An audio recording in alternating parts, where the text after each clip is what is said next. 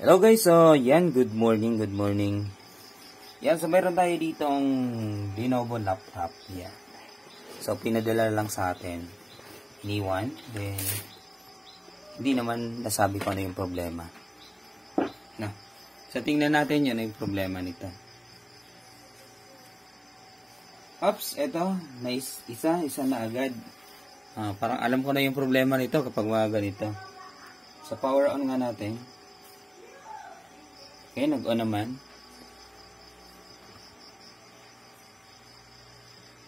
And parang walang display matagal lang. Yan. Medyo matagal yung display niya. Ayun. Nag-display na guys. So, ito, most commonly, kapag mga ganitong mga laptop, medyo, sa una, maganda yan gamitin. Pero habang tumatagal, kapag siya, ayun, tawag natin dyan, kapag matagal na, lagi yan nag-update. Kasi, alam niyo naman si Microsoft, lagi nag-update. Then, madaming bagay dyan na naka-disable, naka-enable na. So, dapat kailangan mo i-disable dyan. Kaya bumabagal yung system, Then, commonly, kapag mga ganitong mga Lenovo laptop, yun, ang nagiging, mabagal, mga ganun yung problema. So, ito, oops, wala na siyang mouse. So, hindi na, yung, touchscreen niya. Touchpad, I mean. So, Windows tayo. Oh, walang function, Windows, Escape, Caps Lock, walang response. Yun wala.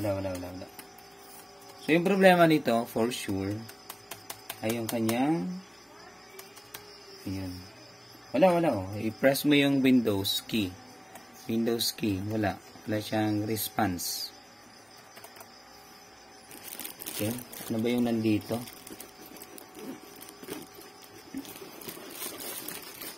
Oops, ayan. Charger. Oops, mayroong mouse.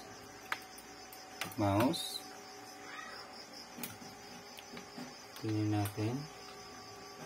Ano ba yung magagawa ng mouse nito?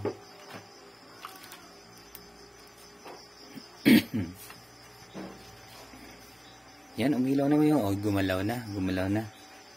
Sige, click nga natin dito. Yan, sa search. Uy!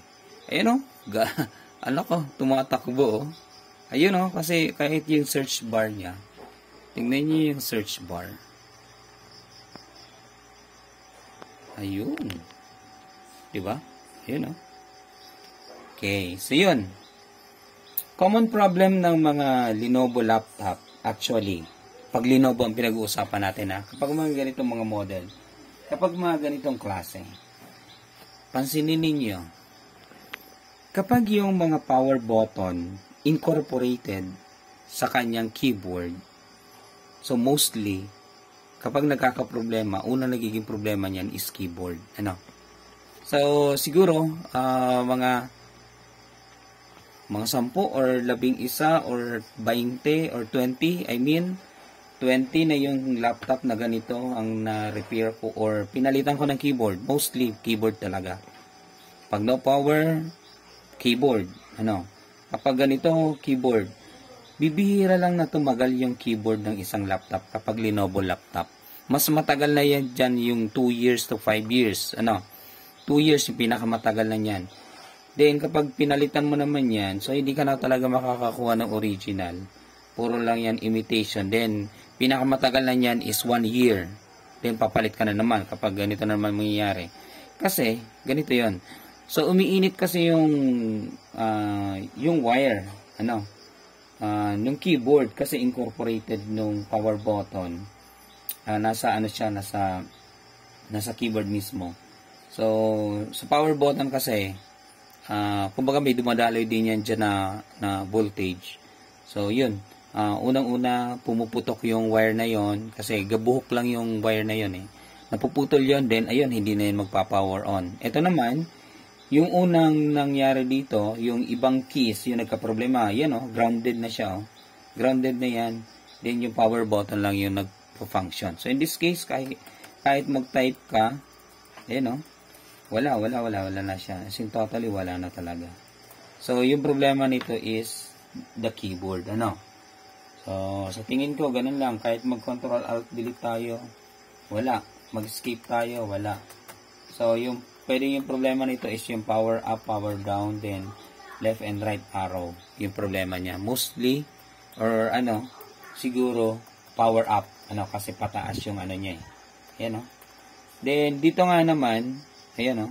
Parang type lang ng type siya, or nagsiselect lang siya na nagsiselect. Kasi, biniview niya dyan, no?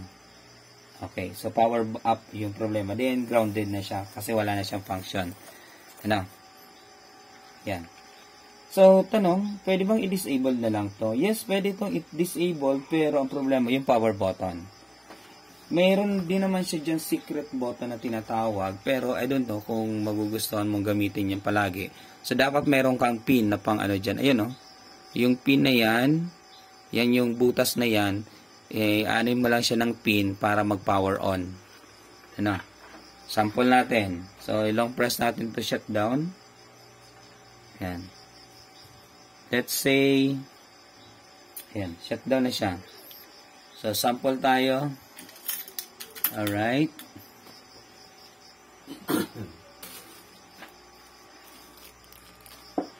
Oops.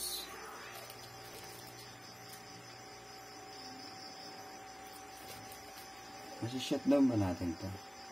Shutdown. Okay. Shutdown pa naman siya.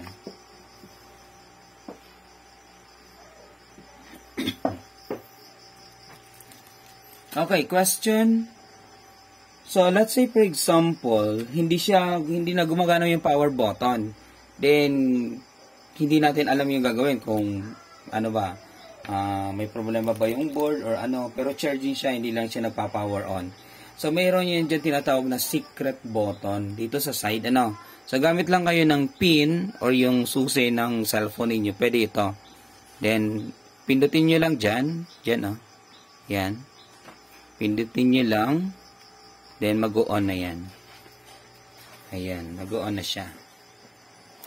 Yan.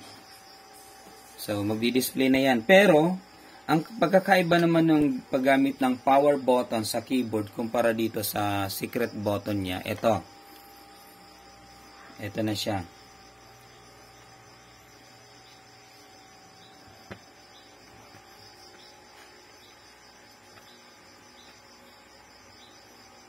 Medyo matagal lang talaga, Ayan, yung scenario natin, sira na yung keyboard, then hindi nagpa-power on. To test na yung keyboard lang talaga yung problema niya. So, punta lang kayo sa side. Hanapin nyo lang yung secret button. Yan. Kapag mga ganitong Lenovo laptop na, ang power button niya ay nasa keyboard, so palagi yan mayroong tinatawag na secret button. Kasi, alam ni Lenovo na magkakaproblema yung in the first place, alam ni Lenovo na nasisira yung kanilang keyboard, So ito lang yung pagkakaiba niya. So dito kapag power button yung ginamit mo para i-switch on, so tuloy-tuloy yung pag-load, makikita mo na yung Lenovo. In this case, kapag dito naman yung secret button yung gagamitin mo para i-power on yung laptop, yan. Para i-power on yung laptop, ito naman yun, may selection yan dyan. So, normal, start up, then BIOS setup, BIOS menu, then boot menu, then system recovery. So, in this case, pipiliin mo lang yung normal start up. So, since hindi na nga gumagana yung keyboard, gamit ka na lang ng external keyboard. Ano po? Try natin. Enter tayo. Wala talaga, Kahit mag-enter tayo, wala na. So, gamitan natin ng mouse. Okay. May mouse ba ito dito? So, wala siyang mouse dito. So, press enter na lang yan, then yun, maglo-load siya. So, yun yung pagkakaiba nila. Ano ba yung pagkakaiba nila? So, pag dito, normal siya. Then, kapag dito, so, this is a secret button. So, pag dito ka nag-power on, So, pwedeng pumasok ka sa BIOS setup, sa boot menu, or system recovery. Parang yung nag-first boot ka lang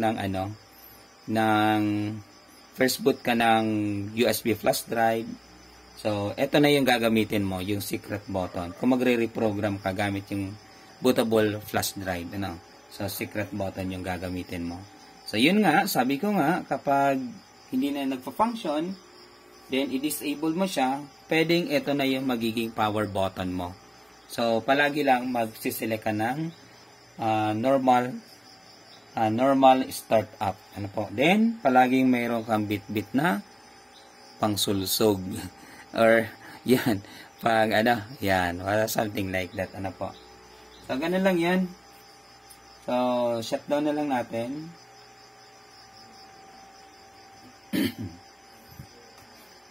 So, yan. Yun na nga. Sabi ko nga, mas maganda kung hindi ako nag-ano kay Lenovo. Maganda din naman si Lenovo. Pero ito yung mostly common. So, suggestion ko lang kung bibili kayo ng laptop. So, piliin nyo yung mas maganda or yung magiging komportable kayo. Hindi ko sinisiraan si Lenovo, pero alam naman nila na palaging nasisira yung kanilang keyboard. Kaya nga, may nilagay na silang secret button dyan. Alam naman nila yon. Alam nila yan. So, yun mostly ang problema ng mga Lenovo laptop. So, palagi yan, yearly, or sabihin natin 1.5 year, then papalit naman ng kasi nasisira, ganon. So, yun yung common problem ni Lenovo. So, kung bibili kayo, bahala na kayo. Pili na lang kayo kung anong brand. So, basta, suggestion ko lang, pili kayo ng hindi, o yung power button niya ay wala sa keyboard. So, pili na lang kayo ng iba, basta, yung power button niya hindi kasama sa keyboard. So, yun. Yan. So, sana may natutunan tayo. Thank you so much. This is Richard Kotek, Alan Tamarino. Peace out, guys. Alright.